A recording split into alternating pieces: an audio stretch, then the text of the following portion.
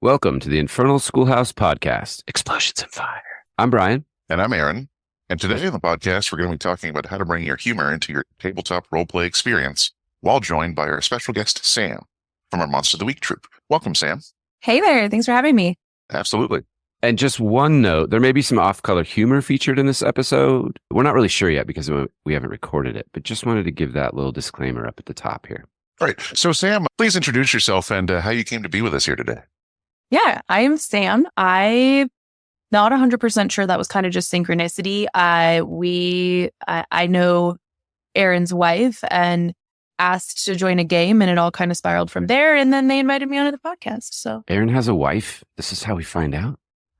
Sorry, I just dropped big info there. Feel so doxxed right now. SWAT team is pulling up at Aaron's house right now. I didn't like say where he lived yet. We'll wait till the end of this episode. All right. So humor in RPGs. So let's start with some instances from our gaming experiences where humor enhanced the session. And the three of us are lucky because we actually just played D&D last night. So there may be some freshies memory-wise in there somewhere. Yeah. So I would say what we've learned from my kind of fast and furious introduction to this specific group of friends is that Bryan and I together create some very serious chaos energy together in any game we play. I'm in complete agreement with this. As the dungeon master / monster keeper in both of these events, you fully know this. Yeah. So Sam, tell us about the last night's adventure. That was fun. All right. So last night we were at the end of this one shot, and there are monsters that are being held back with salt, which I feel like implies some level of significant monsteriness if they're being held back by a salt barrier. And Bryan and I felt like it was not going fast enough. And we had this plan that we felt was extremely solid, and everyone else was just questioning us. But we were like a united front. And then Bryan's like, let's just Leroy Jenkins this. And so like we had separate ideas of what that meant exactly. And so mine was to break the salt line and let them go because I had a second one set up that they didn't know about. And Bryan's version was to just run across the other salt line with the stuff and just like basically try to beat them to this like portal altar. And so then we got into like a mini argument about like what Leroy Jenkinsing was. And I was like, I will pull up the video. We can do this right now. But it was You keep on using that word. I don't think it means what you think it means. But it was great because like our half of the table was like so ready for it. And the other half of the table was like, you guys are idiots. Like they were literally rolling their eyes at us. And actually, Dungeon Master, what were you thinking at that moment? Yes. Well, I was thinking that this is exactly what I would expect players to do, in that you don't expect what they're going to do. I never would have imagined that you had, set up a kill box between you and the other players by Leroy Jenkinsing your way into that room, but also fine. So, but then also I didn't expect you to wear a literal sheet as a ghost walking into a haunted house as a paladin, but here we are. So yeah, we'll save that for another episode. That was my first paladin attempt, and I'm going to say mixed results at best. There was strong feedback from the DM on the performance. He's like, so you're a paladin. And I was like, oh man, this is a roguish paladin here today. This is like the one person that you can't come in with like the amateur paladin, with that little critiquing. So yeah. Okay, so after this conversation, and if there's more examples, I would love to hear them. But I'm interested to find out, from all of us here, where do we think the balance is? Because honestly, one scenario of the story that Sam and I just told would be that the other players and the DM were just supremely annoyed by us and that it wasn't funny. And so how do you, and I know that like the module itself, Aaron, that you were running was quite serious and it had a lot of like super creepy vibes to it. We're like listening to the Halloween soundtrack in the background while we were playing. So like, how do we think about balance here? I think the best way to think about balance is that there's always going to be humor in games, and there's always going to be drama in games, regardless of whether it's inherently supposed to be a funny game or inherently supposed to be a dramatic game. I think where you find the right balance is with your players, and with the DM, I guess also, but understanding reactions, understanding what you think is working. It's like I talked about it before, as though a lot of doing anything with TTRPGs is very much an open mic night. So you're kind of balancing what you're doing and how well it's going based upon the sort of feedback you're getting back from it. But, I think that it is the job of the DM to corral things in the right direction. If it's getting a little too overly serious or a little too overly silly, that might be, like you said, annoying other people. Well, I wasn't annoyed, but, it's just one of those things. It's just one of those things where you have to understand that there are limits at times. And then sometimes you have to just pause, maybe break. Even just an actual physical break is good. If somebody says, hey, let's go have a bio break, I think those all help. I think one thing that we tried to do, I don't know that we were like super graceful with it yesterday night, but like we were so... There was nothing graceful about last night. Okay, no, I will say at one point we did try to get feedback on alternative plans before fully executing the Jenkinsing. But like I think that the problem was we were both just so committed to it. We were like, well, that plan's not going to work. And we did let them chat with like the demon and things, but we didn't feel like it went very well. So we kind of just went for it. But yeah, I don't know. I think it's reading the other people. But then the other problem is depending on like their facial expressions, we have to be careful not to push too hard, because like the facial expressions on the other side of the table were also hilarious, but like hilarious because they were so frustrated. And so like that's a hard thing too, because it's like, okay, well, this is really funny to us, but like we also don't want to push these other people away. And so I think I had at one point talked about like another time we were talking about just like trying to read people. And I'm going to be real. I think last night I may have pushed a little too far in that one.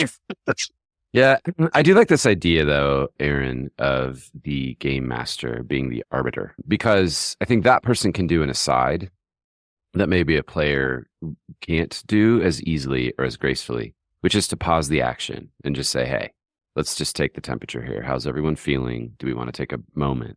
So I do think that that's like a little bit of an extra lift on the game master to do that. But that does feel like the right way to go. Yeah, I would agree. And I think, you deal with that in everything. It's like if you think about like, television or movie productions as well, they oftentimes get caught up in giggles, and it can ruin, some shots and take some time when people are trying to get work done. And sometimes you just have to take a moment and step away from it and come back. And I think the benefit of humor in more like horror based or like anything that's being described in like a really intense way, like I think that humor side of it can allow for like a kind of release of that Very much so. Yeah, feeling of darkness sort of piece of it. So I would say I'd actually probably be more worried if there was zero humor in a horror game the entire time. That sounds awful. I would agree. I feel like even in horror movies, there's those punctuated moments of humor, right? Because you can't, your emotions can't sustain that level of tension for that many hours. Okay, so Sam, we're talking a lot about influence and arbitration, but from a player perspective, and Aaron, I'd love to hear from you as well on this, but the creating humorous elements that fit seamlessly into the narrative, I think is a really amazing thing if it can be done. And I'd love to hear you both talk about that as well. I mean, from a player side, I feel like it's just like taking advantage of moments of like punniness, like puns I feel like work really well because they're contextually based. And like, especially like where you are, like if you're playing Pirate Borg and you're on the seas, like salty sailor jokes are going to be really funny. Whereas like if you're in a haunted house, probably not going to hit the same way. I think that context based as a player, like just try to be aware of like who you're talking to and what the situation is really helpful. And Aaron, in your answer, I'm hoping that we get to hear about Fabio a little bit too. Yeah, absolutely. I think a lot of it comes down to the backstory. Like, and I will talk about Fabio in a second, but I just want to piggyback on what Sam was saying, that she was playing essentially a baker last night, which I thought was amusing. But this is one of those things where you could really lean on it, and then you could even come up with weird, silly thing, like things you would say, like, I don't know, I'm about to pre-eat your doom or something. But either way, you have these opportunities to do that. But I think a core part of it is find something in your head that you think is amusing, because I think that ultimately you're going to want to play more if you have fun with your own character. And because I'm a forever DM, I always do crazy stuff, usually, like Fabio the Coiffed, as you mentioned. And Fabio was just stuck in my head as this, I believe he's a cleric that we had him set up as, but a very well-maned gentleman who has locks that are very luxurious. And he would just take time out in the middle of combat or something important to brush his hair or put it in a man bun. Yeah, put it up. Yeah. If And shit then, was getting real, he puts his man bun up. And, just taking like little actions like, okay, what would this really ludicrous person do? Oh, I know. I'm going to strap a goblin to my chest and wear it like a baby Bjorn before I go into combat. So just little stuff like that I think is fun and punctuates it. Just like my celestial warlock who, worships a unicorn because he's bored. And I think that sort of stuff makes it more fun because the more invested you are in your own enjoyment, the more enjoyable it'll be for everyone else. Yes, I love this. And I think, too, the way you've described this is really intuitive, which is, does it make you chuckle? And if it doesn't actually make you chuckle, keep going. Yeah. Right. Google something else, watch another movie. But if you're not amused, likely other people won't be either. Well, and I That's think true. that character background too is so big because people's background is what influences their sense of humor anyways. And so something that naturally came up last night in our game was my character is a baker and she was burning any clothes they came across or for the first part of it because she did not want them to reanimate. And so then they were joking that I was a pyromaniac. And I was like, yeah, that sounds perfect. She was a pyromaniac as a child in my head. And I was like, and now she just bakes and has all these evocation fire spells because that's how she channels this. And and that just kind of made this background that made it funnier because she was just constantly figuring out what could be burned or not burned. It was just kind of a funny, specific piece. And I think that specificity with background allows for more natural comedy because people are funny. We're funny just as humans. Yeah, and the plausibility piece too, because you had all that salt too, which definitely made sense with your baking background. So I know both of you, I know we have a forever DM and a kind of, Sam, you call yourself a baby DM, but I'm wondering about designing quests and campaign elements. So we've talked about the organic nature of character backstories and things like that, but let's talk about more world building components. And how do you kind of inject the humor in there or set up some ways where humor can develop in your campaign? Mm-hmm. Yeah, so I would say that you should always kind of set the expectation by session 0 about what the game might be.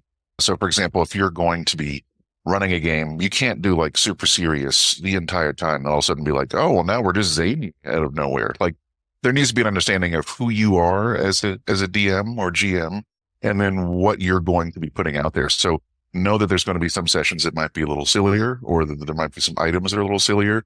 But I think that's just one way of just testing the waters of just put something in your game that feels a little fun, like an item, for example, a magic item, and then see where it goes from there. Because I think that you can find that those can be pretty funny and can kind of mix things up. I did a one-shot once where, I don't remember if you played in that one, Bryan, or not, but it was during my West Marches campaign, and everybody was assaulting this bakery, and they fought a gift while they were there.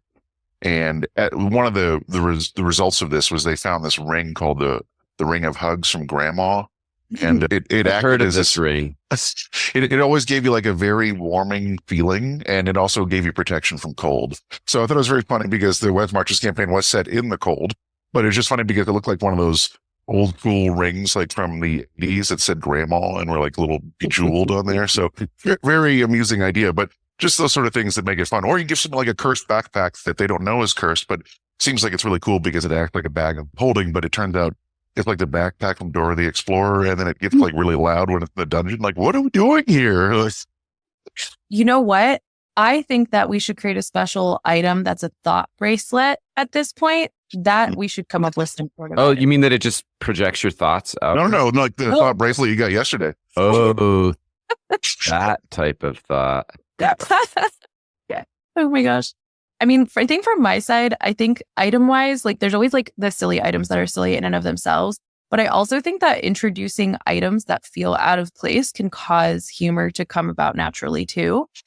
Something that looks unnaturally colored or large or something like that. Just something that feels out of place that they'll focus on. It's not specifically, I think, designed. So I have said this before, a baby DM. I've only ever done pre-done campaigns baby little ones, Icefire Peak from WotC.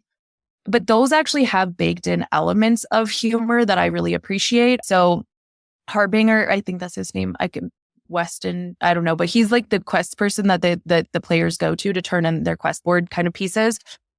His character is literally designed to never come out of his house. So he's terrified of the dragon, and he will just yell outside the door and be like, prove who you are, and then I will pay you. And I think it's hilarious because like every time they come, I make them like reprove it. And so I'll have them like try to convince him of what they've done, or like, how are you going to show him if his door doesn't have a window, or like, how are you, like, it's just kind of funny. And then also there's like a gnome kind of village that has these giant mushrooms there that they use for like food and wine. And then there's a fuel mushroom. They're different colors. And like those colors are out of place. And so like when my players got there, they were like, we should harvest these 4-foot tall mushrooms. And they're trying to figure out how to get them to fall over. And at one point, my wizard, not mine, but my player wizard, shot a firebolt at it. And I had effectively, because of the size of it, they lit the entire island of mushrooms on fire because it had a chain reaction. But there's just like these random things that are put in there to interact with that like could derive humor. Yeah. Great.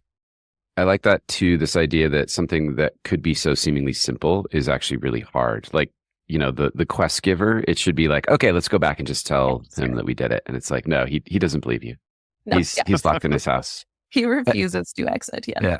And I do like this idea too of utilizing NPCs with humorous quirk to just add a little bit of flavor. And there is something I think that's safe about this as well, because if it's a magic item or an NPC and the players aren't reacting to it, easy, just let that one go. Right. And if they it's that classic example, you know, it's like they go into the tavern and there's that dark, mysterious stranger that clearly has the key and they just want to talk to the goblin at the bar. It's like, okay, well, the goblin just became a really important NPC in this game. And while they're talking to him, I'm madly looking up names for goblins. Sure. I like the level of flexibility that kind of hints at, though, in a game, and like kind of not fully bending to the player's wishes, but like being really flexible and willing to adapt rather than getting too attached to the base game design, because I think that gets away from like the imagination and theater of the mind component. If like I think the goal would be to avoid railroading unless necessary. And so that kind of adaptation piece of it, I think, is a really strong way to play into humor in a cohesive way. Yeah, and if we're talking about improv, I mean, that's the name of the game, right? If you go to an improv show and one person is just sticking to one idea, then it's probably not going to play very well at all. And so that as game masters, we shouldn't be that person. Mm-hmm. For sure. I Yeah. agree. And that goes into like a note of like, if you tell a joke and like no one laughs at it, like don't say it 3 more times, just like read the room. Mm-hmm. Or just say, whatever, just keep going. So is this humor genre specific? So is there like fantasy humor versus sci-fi versus horror? Or is this just something that organically is gonna kind of feel the same as we're running these games? I think it's both, honestly, because I think that there's a lot of it that's pretty game agnostic. You know, it's just natural humor based upon certainly your culture or upbringing. But then beyond that, I think a lot of those RPG genres have a lot of different tropes attached to them. And those tropes are what make it more amusing or make it more understandable. Like, you know, a horror game, for example, is going to have more horror jokes around it. Like it's going to be something that might be humorous around, you know, body horror or weirdness that's going on in there. It's not going to have necessarily the same sort of jokes you'd have in more high fantasy stuff. You know, you're going to expect silly stuff in high fantasy. Horror stuff might be a little bit less silly, but also still kind of fun. Okay, so an example from last night was we had a table full of skeletons that were expecting to eat flesh was their request. And we had just killed a horde of rats effectively that was attacking Bryan's character. And so we like went back in and like plated up this like rat viscera to serve these things that thought that we were their butler. And so we kind of went back in and like presented it as Radicus Tartar, like a very silly sort of thing. And like that would in a fantasy game be like very weird. Like I feel like that character would be like pariah-y or like people would have questions. But like in this setting, it worked really well. Yeah. All right. So let's talk a little bit about the challenges. So as a little bit more on the baby DM side, I'm going to say that if I sit down and I'm going to start to create my campaign, do my session planning, and I'm like, oh, I'm going to put some humor in there, I feel a little bit intimidated. So what are some of these sort of challenges that we see, and what advice do we have to try to like get me out of my head about it and get some of these things in there? Well, I would start off by saying that you should be in your head a little bit about it anyway. I mean, I think you Oh should always God, be in don't send your me head back in my head. Deeper. That's right. But I think your biggest challenges are going to be essentially keeping it flowing, because the other part about being a DM, besides making it fun, is keeping time. And so, yeah, you can put some humorous things in there, but that could easily derail a session to the point where you don't even finish what you're supposed to finish. So, I would start light, find the things that are small that you can inject in there instead of going in with big stuff. Or if you are going to do big things, just have one big silly session. Like just do a thing like, we're going to do a fun game, and I have a bunch of weird stuff I want to throw in here and see what works and what doesn't. But this is not going to be a serious session, right? Yeah. So you have those opportunities of pivoting how you want to do. Yeah, I just had this memory of, I think it was Toby ran a one shot one time where he had sort of told us all that it was going to be goofy, and there was a Goliath rogue who really thought he was very sneaky, and he was just massive and could never hide behind anything, and Nice. kept rolling really well on stealth. But it was just it was just a fun game because it was like so ridiculous. Very, very Drax-like for sure. Yes. This is a more back to like player version. So my like really long-term character is an illusionist wizard, but my DM, after like 3.5 years, I managed to get a hold of Staff of the Magi. And there was oh my gosh, my brain. We had a barbarian in the group who like already pretended he was magic. Like anytime he did something, he considered it a spell, even though it wasn't. But then I started using the staff to support his thought that he was magic. So I would enlarge him when he like got very upset, or when he was a little bit scared, I would shrink him, and like all these things just using my staff. So I didn't have to use like any of my spell slots, but it was just kind of this funny thing that came naturally. But going back into like baking it in, I feel like, especially as like a really new game master, that like it's not something that I'm really focusing on when I start. I would say I probably inject it more through characters than I do like the NPC characters, than I do like specific items or anything like that. And then I just kind of play those specific NPCs in a weird way. Cause like even the guy who hides behind his door, I could play that in a really boring way, but I make him just like ridiculous about how they have to show. And that's just like a modification of that character from me. That's not a super high lift. So I'm still more focusing on that storyline. And that kind of goes to like a golden mean, like an Aristotelian sort of kind of vibe where you're trying to balance the enjoyment with that pacing that Aaron was talking about. Welcome to the show, Aristotle. So let's talk about gauging players' reactions. Mm-hmm. So player comfort, and we've touched on this a little bit, but I want to know a little bit more from like a tool perspective or a methodology perspective. Let's say the table's riffing and we're all thinking something's funny, and then as a GM you're noticing somebody's not into it, someone's not laughing, they're starting to look a little bit, like they're pulling away. What are some tools or some ways that we can think about addressing this? I think the biggest thing is, just like I said before, is stopping whatever you're doing, right? Your biggest job when you are running a game is to read the room. And it's not just about humor, it's about everything you're doing. So if somebody in the room is uncomfortable, then stop making them uncomfortable. I mean, that's just how it's going to be. So if that means that you have to redirect, take a break, or do something else, that's how it's going to go, because everybody has their own hangups and their own things that they don't really enjoy. Or maybe they're at a point like last night. I don't think people, if there was any annoyance, were annoyed about the humor that was occurring, because it was pretty funny. It's just that it was right at the very end of the game. And it's one of those things where it was kind of one of those make or break moments that could have gone awry, So we could have unleashed evil into the world for eternity. You did think that's great. Exactly. So it's mostly understanding that not everybody's going to laugh at everything. It's just treat it like you're at work a little bit, especially with people you are still getting used to. Try not to make jokes that make fun of anybody's ethnicity or background. Try not to sexually harass people. Like the hardest thing, I think, for especially paid DMs, is they don't have that level of familiarity or comfort around people. So they have to go in really as neutral as you can when it comes to humor, and when it comes to, maybe I've overstepped on my bounds here, and then I should bring it back in. Or maybe one of the players did, and then have that conversation as a sidebar with somebody, so you're not calling them out in front of everyone. Yeah, but I think like honesty and candidness there and like addressing it, I think is helpful instead of sweeping it under the rug. Just because like if your goal is to have like a long-term game, you don't want like that one thing to be sitting in the back of their head. So I do think that sidebar conversation is really important, whether you're paid or if it's your friends. I would also say that player reception, I think, again, like watching how your players are reacting, listening, sometimes what people make jokes about or when they make jokes will tell you actually how they're feeling and like their comfort level with the game. So I think that's kind of interesting too, just from like a more psychological perspective. Yeah, and I'm thinking about some sort of technical mechanics here. So we've talked a lot in the past about the importance of a session zero. So I think having people sort of put on the table, either privately or as a group, what are some of the things that I really don't want to talk about or I don't think are funny or just places I don't want to go. And then there's also this X card mechanic that I know a lot of tables have introduced. And when I was playing games at Gen Con last year, at a couple of the tables, they have this X card mechanic where it's basically, there's a card with an X on it. At any point for any reason, you can actually just sort of play that card.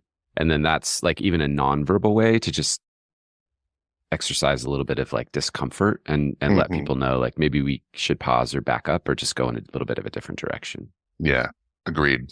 I also kind of think that sometimes like diffusion of humor, I think is also kind of a skill in and of itself. We kind of talked about this, but that like diffusion back into where you're going with it. Like in my game that I'm playing with my family right now, it's my mom, my dad, my sister, and my brother-in-law. There was a point where they were trying to enter a mine and they were all really having terrible rolls about like information about what was there. They knew they were able to figure out it was a were-rat just because of the NPC that was there and told them, but they could not figure out anything else. They did not know how big they were. They did not have any ideas. And my sister decided she had a plan. So she is a rogue, but they were at like level 3. So they had the magic sort of side. And so she threw out a minor illusion of a dead, dying baby, which shocked everyone at the table. And so the initial reaction was not humor. It was just straight up blank, like shocked stares, open mouth. But then afterwards, it was like, oh, like I just pulled that away from her too, like because she clearly went pretty intense with it. And I was like, really? That's the thing you came up with? Not even like a pig or something? And then everybody started laughing. So like, I think that kind of like social dynamic of it as well is kind of helpful for people if they do happen to like maybe step too far. You can kind of police that and just move the energy a little bit. That's right. Not even a piece of beef jerky or something? Right? Yeah, we went full dead baby right away. Her husband looked at her like, who are you? Just like scoots the chair like a couple inches away. That's right. Don't ever go full dead baby on it. Yeah. Okay, so this has become one of my favorite questions and one of my favorite places to go. But when we talk about inspiration for humor, I would love to hear from you all. Books, movies, other media, places to get a sense or steep in the humor that you might be able to draw and bring into your games. Sure. I would say one of the best ones just from like a sense of zaniness would be Monty Python and the Holy Grail. I think there's so much stuff there that you could even just put in a game, like the holy hand grenade and everything else. Just great stuff. But I think one of my genre favorites, specific too, which is very genre specific. But I think one of my other favorites is just pretty much not so much all of the absurdity of the movies, but I really like the humor of anything that Leslie Nielsen is in, and not so much everything in the movie, but just having a straight man there, I think really sells those movies of the whole world is falling around, like it's chaotic. But then here he is just the most straight man sort of like thing in there. Like he never plays zany. He's just the guy who's there. It's really amusing by how he acts or doesn't act when things are going on. And I think that's a lot of fun. That dichotomy. Yeah. Right. I'd say mine is going to be like very classic, and it would be The Princess Bride. I feel like that ties in a lot of things that we've talked about in terms of like using player background to create motivations that are kind of funny. It's got things in it that I feel are really well done. What about you, Bryan? What do you think about that? Hold on, I'm going to defer here for a moment because I'm drawing a blank on movies. But Aaron, is there any music or anything that could be music a component of this? Because I know you're a big advocate of putting on music and then just like letting it wash over you. Yeah. Well, I'm trying to think of like appropriate music that's Oh, I want to hear some inappropriate music. I'm sure you do. I'll tell you after this podcast. Okay. I think one that's really funny, not just from their music, which I'm sure some people would find grating, but also their music videos. I think Little Big, the Russian group, is really funny.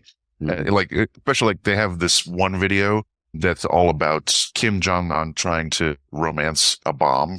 And it's the most insane video, but just that sort of idea of like, I don't even know where they came up with that idea, but it's just so priceless. Like he's taking it on dates and he gets like bomb tattooed on his knuckles. I mean, it's just like, it's so good. But that's the sort of thing where you can listen to where there's a lot of zaniness to their music. And if you're listening to that, you're going to put yourself in a better headspace to have fun. Yeah. Like to just get in the mood a little bit. One idea that I had, I recently saw Amelie in a movie theater and I found myself just cackling for too long at some of the jokes. But one of the ones that really got me was Amelie really wants her father to get out of the house and he won't. So she kidnaps his garden gnome and sends it with a flight attendant all around the world. And so there's a little bit of timing here where it's like, you're doing other things, you're seeing other components, and then you just cut back to the father and he's waiting at the mailbox because he knows another postcard from like Moscow or something is coming. And so there's just this moment of like the joke is spread out a little bit. So you just almost forgot about it. And then you come back to it and you're like, oh man, here we go again. He's going to get another postcard. So I think instead of these like punctuated, like scenes, I think those little moments can be scattered throughout with some nice comic effect. Yeah. A recurring device of humor. Cool. Yes. That's such a great movie too. I think also like, there's other humor there that I don't want to necessarily mention on the podcast, but it's also one of my other favorite funny scenes, I think, in the movie, but I'm not going to talk. Yeah. Now, question here, something that's coming up in my mind. Are these moments that are just sort of like punctuation points? Are they asides from the plot? Or can humor be like really integral to the plot that's going to reveal character traits, build the world, etc.? I think it's absolutely can be integral to the plot. I think a lot of it depends on what players give to it. Like one of those moments that I know that you and I have talked about before is during our last one-shot weekend where my players just had that one farmer that they just could not let go of that was just supposed to be an exposition dump. And then they started turning him into this sort of, in their minds, this sort of mastermind rogue, time traveler kind of. So he just kind of kept showing up at random times and it was just blowing their mind.